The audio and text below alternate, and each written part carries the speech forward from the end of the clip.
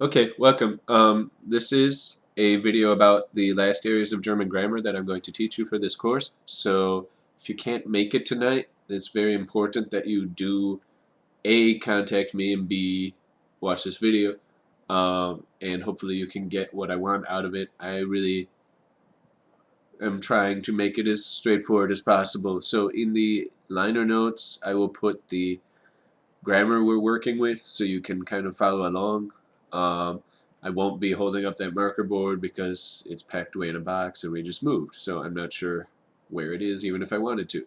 Um, that being said, you should be able to follow along in the liner notes. So I have the first item of business listed there, and that is modal verbs. Modal verbs are verbs that you basically need to indicate how you are doing something. So hence the word modal, it's the way or the mode that you're functioning in. So like I can do something, I should do something, I want to do something, I must or have to do something, I may do something, I like to do something, I would like to do something, or some other variant of translations of those verbs depending on context. So that's kind of the breakdown of the verbs.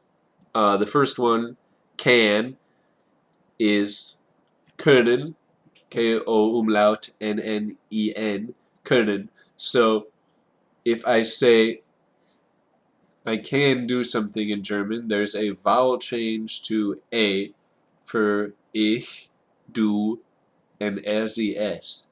So, ich kann meine Hausaufgabe machen, which means I can my homework do. So the second verb, machen, goes to the end and it's left alone in the basic form, otherwise known as the infinitive. So ich kann blah blah blah machen. So I can whatever do. In German is how you structure this. So you can see the forms of all these verbs in the liner notes. They basically require a little bit of memorization. Some of them are regular, some of them are irregular to varying degrees. So there's always a little bit of memory work there. So I'll leave you to that part on your own.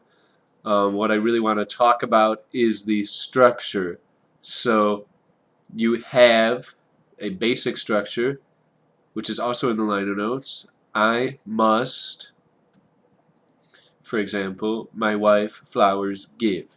So you conjugate the verb must in German, which means you put it in a form that matches with the person, and then you put the rest of the elements of the sentence in between the verb muss and the final verb geben.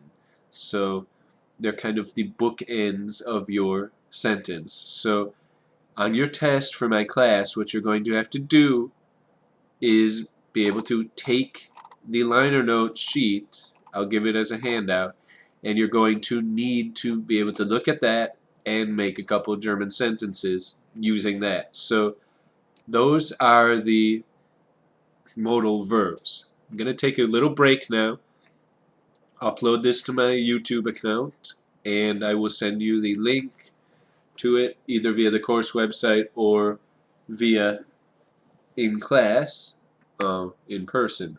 So that's that. If you're watching and you're not in my class, then you get what you paid for. So enjoy.